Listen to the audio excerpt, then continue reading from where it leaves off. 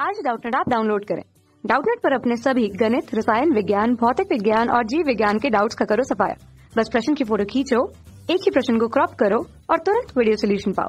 अभी डाउनलोड करें। दोस्तों, हमारे सामने प्रश्न दिया हुआ है कि सिद्ध कीजिए कि निम्न में से प्रत्येक एक पुनरुक्ति है। तो यहाँ पर दोस्तों हमारे सामने यहाँ जो कथन दिया गया है P या Q, अंतर्भाव यदि तो Q या P, इस प्रकार दिया गया है। तो यहाँ हम इस प्रश्न को समझते हैं। इसके लिए हमने यहाँ पे उदाहरण लिख रखा है।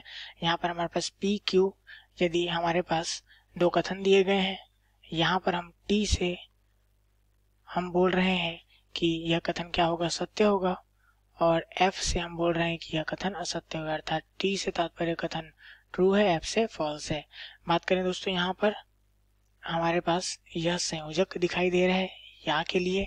संयोजक या जब होता है तो हमारे पास दो कथन P Q को हम उस संयोजक या से जोड़ रहे हैं, तो इस स्थिति में या तो P सत्य हो जाए या तो Q सत्य हो जाए। तब क्या होता है, तब हमारा परिणामी कथन सत्य हो जाता है। दोनों सत्य होंगे तो वह अवश्य सत्य होगा। तो यहाँ से हम देख सकते हैं P Q दोनों सत्य हो गए, परिणामी कथन सत्य हो गया।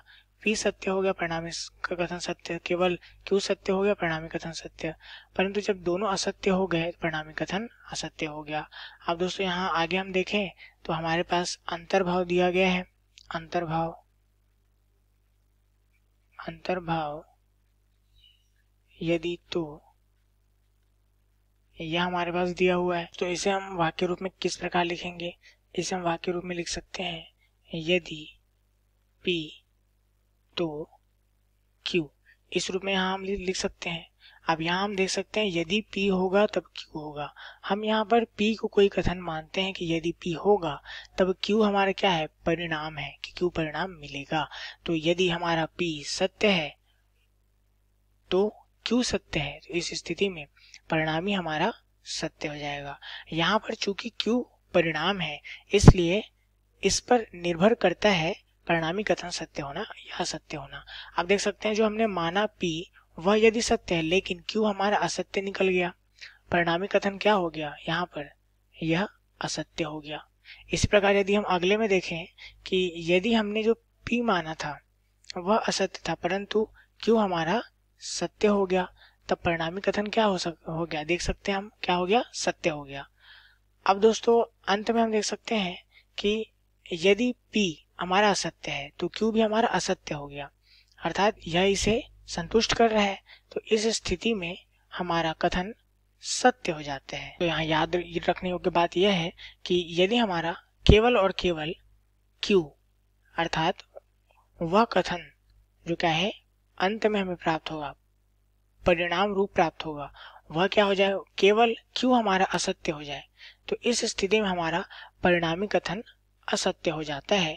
अन्यथा अन्य सभी स्थितियों में हम देख सकते हैं हमारा परिणामी कथन क्या मिलता है, हमें सत्य मिलता है।